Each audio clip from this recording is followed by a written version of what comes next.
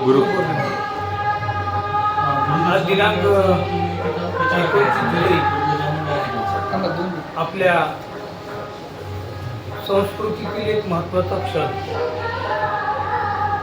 माणसाचा शरीराचा जन्म जरी आईवडिलांकडून मिळत असला तरी विचाराचा आणि ज्ञानाचा जन्म हा गुरुकडून मिळत असतो. आणि त्या गुरुकडून उपदेश घेण्याचा, गुरु संगम घेण्याचा आजचा दिवस म्हणजे पौर्णिमा. मनाची देवता चंद्र आणि चंद्राला कला असतात. जोपर्यंत तो कलेत असतो तोपर्यंत त्याला पूर्ण चंद्र असं म्हणत नाही, तो पौर्णिमेला पूर्ण होतो. असा मनुष्य सुद्धा जन्माला आल्यानंतर तो आपल्या कलेनी ज्ञानामधून पूर्णतेच्या मार्गाने जातो.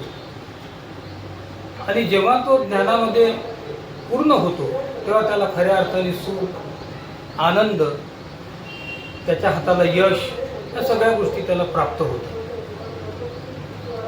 गुरूंकडे असणाऱ्या आध्यात्मिक ज्ञान, त्यांच्याकडे असणाऱ्या कला, मग ती संगीताची कला असो, गायनाची कला असो, अशा अनेक कला गुरुकडून घेतल्या जातात.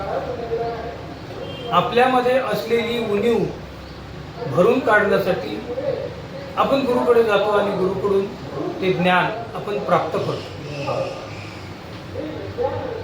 अनेक आपल्या संस्कृतीमध्ये अनेक उदाहरणं अशी आहेत. जसं महाराजांचा गुरु आडकोजी महाराज, पण वंदनीय राष्ट्रसंत तुकडोजी महाराजांनी आडकोजी बाबांकडून अवस्थात्मक ज्ञान त्यांनी मिळवलं. ते जरी बोलत नसले, ते जरी काही करत नसले सद्गुरू आडकोजी बाबा, तरी त्यांच्याकडून त्यांनी जे ज्ञान मिळवलं ते अवस्थेचं ज्ञान आहे, ते मोठं उच्च कोटीचं ज्ञान आहे. आणि ते त्यांनी व्यवहारात्मक बनवून ग्रामगीतेच्या रूपाने, लहरकी वर्गाच्या रूपाने, आदेश रचनाच्या रूपाने समाजापर्यंत महाराजांनी पोहोचवलं. आज या विचाराला मानणारे कोट्यावधी लोक या देशामध्ये आहेत.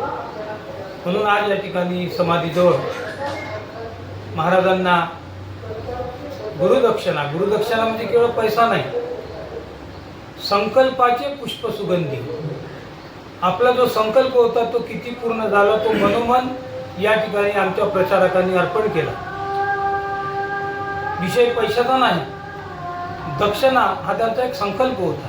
आणि मग ते संकल्प करण्यासाठी आज दिवसभर या ठिकाणी या भक्तांची भीड आहे, गर्दी आहे.